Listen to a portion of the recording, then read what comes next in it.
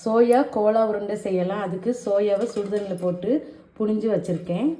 இது எப்படி கோலா உருண்டை செய்யறதுக்கு ஒரு மிக்ஸி ஜார் எடுத்துக்கிடுங்க.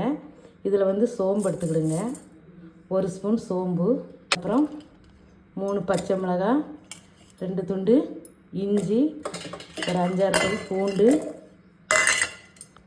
கொஞ்சம் கருவேப்பிலை, கொஞ்சம் மல்லி இலை, கொஞ்சம் புதினா, ஒரு 2 பெரிய வெங்காயத்தை வெட்டி வச்சுருக்கேன். இதையும் சேர்த்துக்கிடுங்க. அரைச்சிட்டு வந்துடலாம். அரைச்சதை இந்த பவுலில் போட்டுக்கிடுங்க. சோயாவை அரைச்சிட்டு வந்துடலாம்.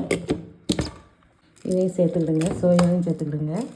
எல்லா சோயாவும் அரைச்சிட்டு வந்துடலாம். 1/2 கப்பு பொட்டுக்கடலை அரைச்சிட்டு வந்துடுங்க. பொட்டுக்கடலை அரைச்சதை சேர்த்துக்கிடுங்க.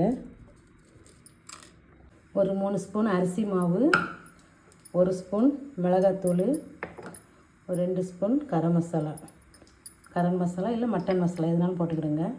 தேவையான அளவு உப்பு போட்டுக்கிடுங்க. நல்லா சாஃப்டாக பிசைஞ்சிக்கலாம்.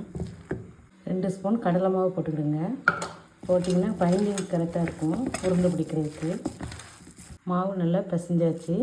இந்த மாதிரி சின்ன சின்ன உருண்டை எடுத்து இப்படி உருட்டிக்கிடுங்க ரவுண்டாக. அடுப்பில் எண்ணெய் வச்சாச்சு. சிம்மில் வச்சதுக்கப்புறம் இப்படி போடலாம். ஒன்று ஒன்றா போட்டுக்கலாம். அடுப்பை நல்லா மீடியமாக வச்சு மெதுவாக அப்படி பரட்டி வேக வைங்க. உடையக்கூடாது. அப்படி ஸ்லோவாக வச்சு மெதுவாக பரட்டணும். வெந்துருச்சு பாருங்கள். நல்லா சூப்பராக வெந்துருச்சு. அப்படி ஸ்லோவாக வச்சு வேக வச்சாச்சு. இதை அப்படியே அரைச்சி எடுத்துக்கலாம்.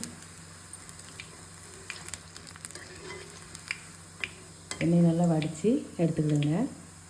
நம்ம வெஜ்ஜு சாப்பிடாதவங்களுக்கு இந்த மாதிரி சோயாவில் கோலா உருண்டை செஞ்சு கொடுக்கலாம். சுவையான டேஸ்ட்டான கோலா உருண்டை சூப்பராக ரெடி பண்ணியாச்சு. டேஸ்ட்டு பார்த்தாச்சு. சூப்பராக இருக்குது. இதே மாதிரி உங்கள் வீட்டில் செஞ்சு பாருங்கள். இந்த வீடியோ பிடிச்சிருந்தால் லைக் பண்ணுங்கள், ஷேர் பண்ணுங்கள். புஷ்பா குக்ஸுக்கு சப்ஸ்கிரைப் பண்ணுங்கள். அடுத்த வீடியோவில் பார்க்கலாம்.